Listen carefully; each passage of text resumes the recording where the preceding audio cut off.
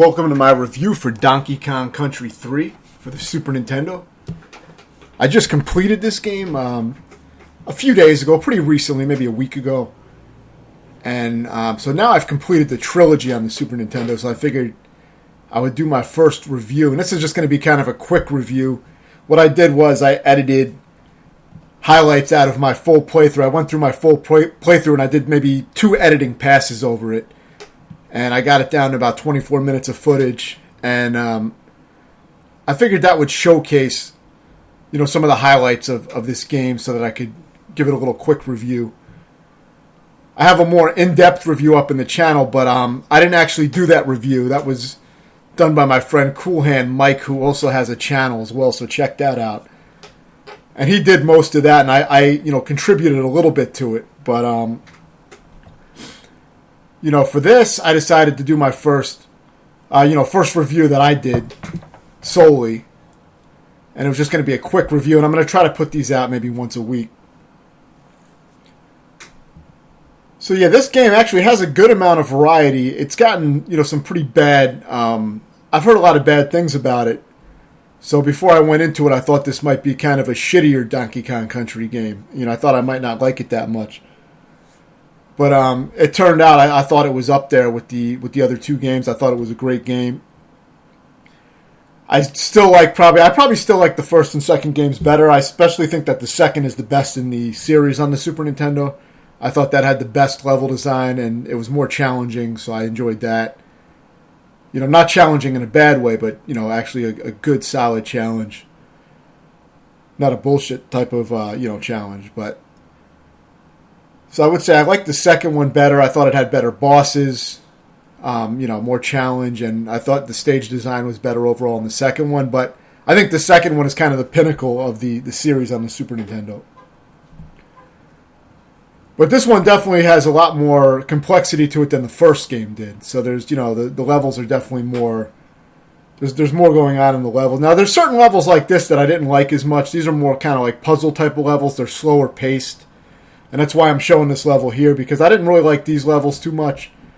There's a few levels like this in the game. I mean, I like that they tried to be more creative and try some different things with the levels. That was cool. I just don't think it panned out. I don't think it really worked out as well, as some of the more standard levels. So I wasn't a big fan of these type of levels where you gotta, in this case, hit the rat inside the wheel, and then there's a door that opens, and you gotta go and backtrack. Not really my style, you know what I mean? I like faster paced action stuff, but I think it's cool they mixed it up. But there is some levels like that in this installment that you didn't really see in Donkey Kong Country 2 from what I remember, or the first game. So there is some unique levels that are not, unique level styles that are not in the other games in the series. So it's interesting, but I just think that I would prefer the original style of levels. Now you have some stages where you get the animals, and in this case you get this elephant, and I was trying to figure out if there was extra controls to it, and it turns out there is. You have to suck the water up. So, these stages were, kind of slow-paced as well. Not really a big fan of these levels. I like the animal stages in the previous games. And also some of the animal stages that are in this game later on are much better than these slower-paced stages with the elephant. Where, you got to suck up water and you shoot these birds, jump on the barrels. I mean, it was an okay level, but it's not really a fast-paced, high-quality kind of level that I expect from the series. The boss fights were mixed for me. Some of them were okay. Some were pretty good. The last boss was quite good, as a boss fight. A little bit annoying with the hit detection when you throw the barrel at his back, but this boss was kind of irritating. Initially, it's kind of cool to fight, but for its final few hits, it gets in this point where it seems like you can't dodge its shots unless you just hide in the corner and use a safe spot. But maybe I was missing something. But I always found that there was some kind of annoyance, and all the boss fights pretty much had some kind of nuisance or annoyance that I had to, look up in a video to see what I was doing wrong. So that kind of killed the flow for me. I didn't really enjoy a lot of the boss fights too much, but I thought some of them were okay. One of them was pretty shitty where there's this water shooting out, and I'm going to show that next, and you have to kind of get pushed around by the water and then shoot its eyes. I thought that was a shitty boss fight. It wasn't a fun fight. It was kind of more of an annoying fight, kind of tedious and boring, not very exciting. You just repeat the same pattern again and again. It was just, it wasn't very well executed. See, here you just stay in that safe spot in the corner. And if you don't do that, I don't even know if you can beat it. But yeah, so for this, it was just, you let this water go around in a circle and you got to kind of jump on it so it doesn't push you into the pit. And it's just kind of irritating. Very easy, but not a very exciting boss fight. So there were boss fights like this that were just like very, very uninspired feeling. This feel kind of shitty, So the overall quality was kind of mixed with certain aspects of the game. I thought the levels, though, I thought the actual stages in the game were, close to being on par with the other games in the Super Nintendo series. Like, this was a very cool stage where you gotta, move fast and escape the saw. I like this one a lot. So there was a nice variety of stages where you have to try to, move fast as there's something trying to kill you on the other side. So these stages were cool. I like these kind of stages much more than, like the animal stages that were like with the elephant in the water. I thought that was kind of shitty. So I thought, these kind of stages were where the game kind of picked up for me.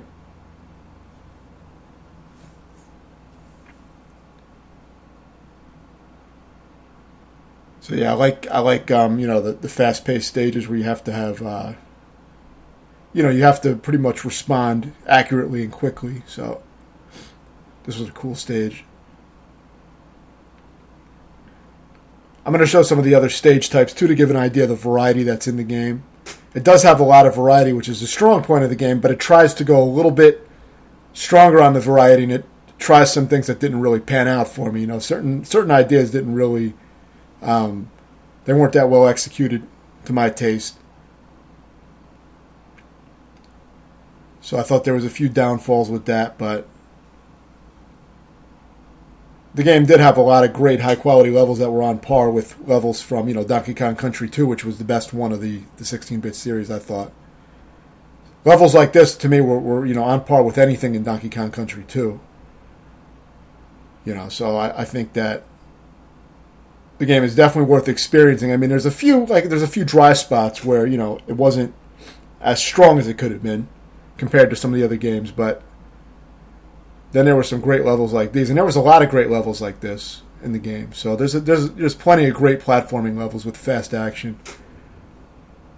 So, I mean, if you have heard bad things about the game, I definitely recommend, trying it out, because after I played through it, I thought it was, close to the other games in quality.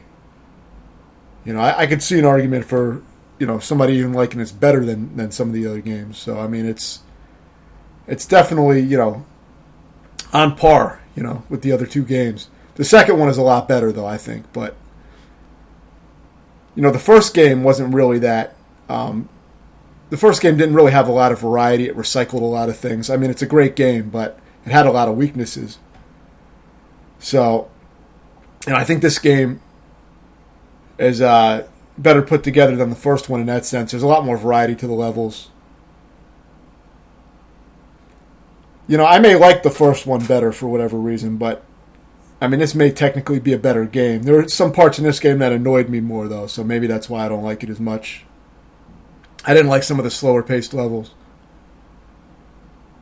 And I like the visual style better on the first one. I didn't like the visual style on this one too much. I mean, the graphics are great, some of the best on the system, but the art style didn't do it for me as much. I kind of enjoyed the... I think the first one kind of had darker music and darker theme. I kind of liked that better. This one was a little cheerful, which is not bad, but it's definitely different. It's a different style visually. You have stages like that where you ride vehicles. As you can see, I was riding that snowmobile. There's other similar stages like that, which are kind of cool. I like those stages. Then there's stages where you pretty much ride, you use the animal for like the whole stage. So that was kind of interesting. I don't really remember that much in the other games where you would use the animal for the entire stage. I thought that was a cool way to shake things up, change it up a little bit. So the one thing I really liked about this game, there was a lot of variety. You would have stages where you were just playing as just a single animal, or you'd have stages where you were being chased and had to run. Now, of course, nowadays with indie games, you see that shit all the time, but back then this was a little bit more fresh. So yeah, then there's this snowman fight. I guess I think I was trying slow motion on this. That's what was happening. But yeah, there was this snowman fight, which was, it changes up the controls completely for this boss fight. And that's kind of cool that they wanted to try something different. But I don't know. It felt a little bit imprecise to me and a little bit irritating. I mean, it was an okay fight, but it was kind of annoying. I would have preferred one of the standard style boss fights. But as you can see, this game tries a lot of different things that weren't in the other games. The other games just had regular boss fights, side-scrolling boss fights.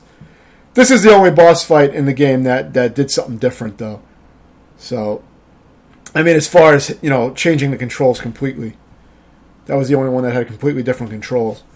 But it was okay. I mean, it was, I didn't really like it that much, but I thought it was all right. So yeah, there's a lot of stages where you get to use the animals. I think a lot more in this game than I remember in the other games. So I thought that was cool. A little bit of a change of pace. It's kind of fun flying through the levels. Though some of these levels are pretty fucking slow paced because you have to, you're going to be waiting around for things to move out of your way, and it's not like fast paced type of platforming. The animal levels are usually a little slower paced. Still cool. Now this is one of the hardest levels in the game. I wanted to show maybe 2 or 3 of the hardest stages in the game, and I'm probably going to show them in the entirety. If I remember right, I think that's how I edited it. But yeah, this was one of the hardest stages. But none of the stages gave me as much trouble as some of the stages in Donkey Kong Country 2. So I find that game to be much harder. This whole game took me maybe 8.5 hours to beat, which is about on par with the first game, which the first game's pretty easy for a Donkey Kong game. So the second one took me 14 hours. For the main quest. But yeah, this one didn't take me too long. The good thing about this game that makes it easier, I mean, you could say it's good or bad depending on your opinion of it, but it lets you save after each stage you beat. So you never have to redo any stages that you already beat. So there's that benefit. I thought that was good. I kind of like that. But it makes the game a lot easier. Otherwise, it would definitely be harder if you had to beat 3 or 4 of the stages in a row like the other games did before you could get to a save. So if this game was like that, it might be comparable to the to Donkey Kong Country 2 maybe in difficulty. It would be closer to that level of difficulty if it was like that. But because there are pretty hard stages, but I don't know. I still don't have as much trouble on some of the stages as I did with some of the stages in Donkey Kong Country 2. So I found it to be quite a bit easier.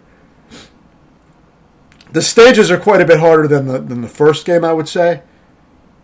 But it didn't take longer than the first game for me to beat because you can save after each level. In the first game, you have to beat several levels to get to the save usually. So it kind of balances out. You have harder levels in this game than the first game, but the difficulty balances out since you can save after each one you beat. But some people will have trouble just beating some of these stages. I mean, they're not easy. There's some pretty tricky ones. I was unable to access the Lost World in this version of the game because you have to collect a bunch of shit. Whenever it comes to collecting shit, I'm just not into that. So I didn't unlock the Lost World for this game. I did unlock it and beat it for the second game. And I did a playthrough of that as well.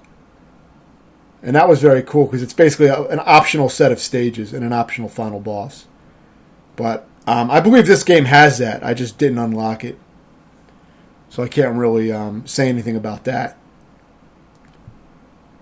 So there are some other gimmicky type of stages. Like in this stage, you get this swordfish, and the stage is mostly dark, and you have to stab these lampshade enemies to turn them in, to create light. I didn't really like this stage. I thought it was slow and irritating because if you missed a lamp, you would die. So it was a little bit irritating. It didn't take me that long to beat, but I didn't really like it. I felt like it was kind of slow paced. I mean, the concept was kind of interesting, something different. But it's just one of those cases where, new ideas are not always good. It doesn't always help. So, I didn't think this level was that good.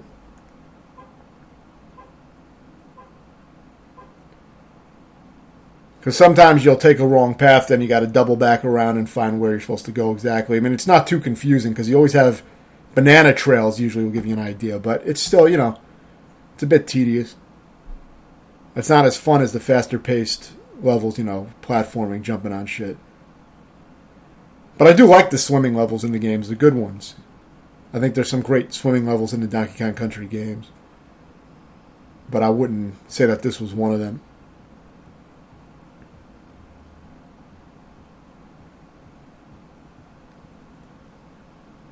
So yeah, this stage is actually pretty cool. This is a unique idea. There was something done similarly in the Lost World content for Donkey Kong Country 2. Had the Lost World had animal antics where you could switch. You had to go between all the different animals. This is kind of like that. So you start off on the bird, then you go into the swordfish, and you pretty much move on to all the different animals. There's sections for all the different animal buddies. So it was kind of an interesting stage, something unique. Of course, Animal Antics was a very hard stage. That was in the Lost World content for Donkey Kong Country 2. And that was a very hard little bonus stage. Of course, you didn't have to beat that to beat the main game, but that was a very, very hard stage. This is very easy, but it was a fun stage. It was well designed.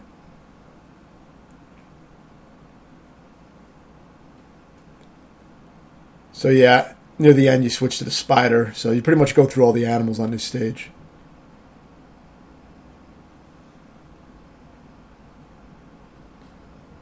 So you can see there's a good variety, different types of stages, different ideas on all the different stages. There's usually a different mechanic or different idea. So it keeps it pretty fresh.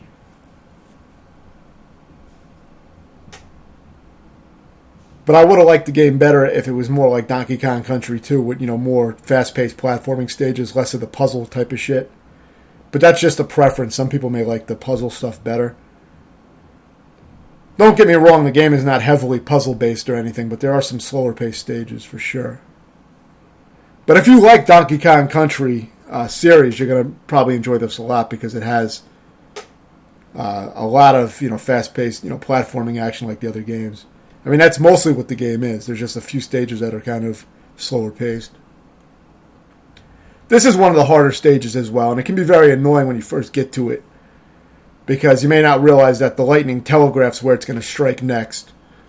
See, so first you'll see the lightning strike once, and it won't be able to hurt you, but the second time will be when it comes out and actually hits you. So when you see that first lightning strike, that's letting you know where the second one is going to hit, and that's the one that's going to damage you. So you just have to keep an eye on where that first strike is, and then you know that the second one is going to come right after it. Once you know that, the level's really not that difficult. At least for me, it wasn't. At first, I thought the lightning strikes might be random, so I didn't. I was getting struck a lot. So it's a cool level once you know that. I think it's a cool level. I kind of like the stage design. I thought it was something different. But it is known as one of the more difficult or irritating levels. I didn't find it to be that hard once I understood what was going on. There is one level where I think it's kind of, the next level I show, I think it's kind of a shitty design. Is this when you go in the water, your controls become completely reversed. And, I think that's kind of a cheap way to make the game harder, is fuck up the controls. So when I played that stage, all I did was I turned the controller upside down, and it completely fixed that problem. So that's all you have to do for that stage, is turn the controller upside down, and you can swim normally. But yeah, I didn't think that was a good idea for a stage to just reverse the controls. I thought that was kind of a cheap little thing to do. Yeah, see, once you enter this purple water, your controls are reversed. So, when you hit right, you're going to go left. When you hit left, you're going to go right. And I'm sure that makes the stage a lot harder, but I didn't play it like that. I flipped my controller over immediately and played like that. The stage is otherwise a decent swimming stage. We got to navigate some obstacles. But it would be annoying with the controls reversed, I'm sure. The final boss was the strongest boss in the game, and that's what I'm showing here. That was the best boss fight. You first have this easy robot form, which is easy to deal with. and then the boss comes out from behind the curtain, and he has a bunch of different phases. And I'm not going to show the whole fight here because it would be kind of, redundant for a review, but you'll get the idea. But I mean, it was the most creative of the boss fights, probably. You had different phases, and you mainly just have to throw the barrel at the boss's back once he comes out, and it's a little bit finicky sometimes to land the barrel on his back. So I found the fight to be pretty irritating, but I mean, it was somewhat of a creative fight, but it was kind of irritating because sometimes my barrels wouldn't, you would think they would hit and they would just break on something else instead of hitting them in the back. So then you have to go through, collecting the barrel again, which is kind of a pain in the ass usually. So yeah, this is when the boss comes out from behind the curtain, and this is where the main fight begins. You have to get these barrels and throw them at his back. And sometimes on the later parts of the fight, when you're on some platforms, it gets kind of finicky with trying to hit him in the back with the barrel. It's not the smoothest thing to do. But overall, the boss fight, it's not too difficult. It just takes some time. It's a little bit lengthy. It probably goes on a little bit too long, but I would say it's the best boss fight in the game.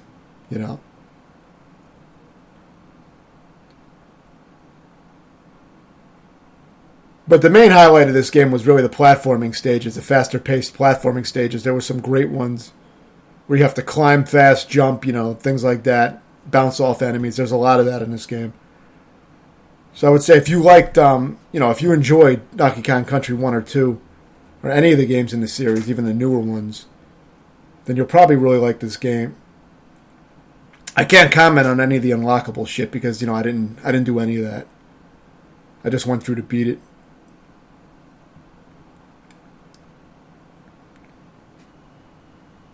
But yeah, I would definitely say that this game is worth. It stands up there with all three of the games in the Super Nintendo series for sure. It may be my least favorite, but I would say that it probably has some better stages than the first game did, and better ideas. It's just I probably just enjoyed the atmosphere of the first one a little bit better, and I just like it better. But the third one is up there in gameplay with the first one and many aspects of the second game. It has a lot of stages that are on par with the second game. So, it's definitely a game you're going to want to play through if you enjoy playing through the other two games.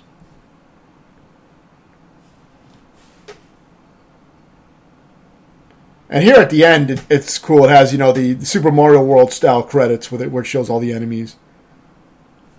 And it names them and shit. And I think Donkey Kong Country, I think the other Donkey Kong Country games followed that style as well with the credits.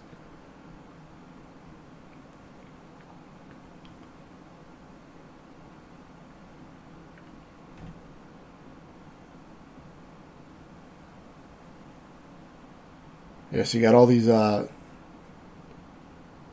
characters and shit, and it pretty much goes through the whole list.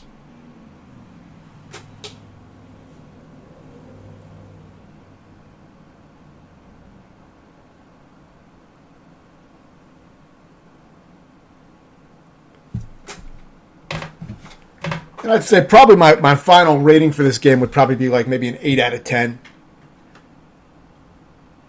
Because, it does have some issues, you know what I mean? I would probably, as a platformer, I'd probably give the second one maybe a 9 out of 10. Somewhere like that. I think this one's a little bit less, not quite as good as the second game in the series. I think that one was quite a bit better, so I'd probably give this one maybe an 8. I definitely think it's worth checking out. Thanks for watching.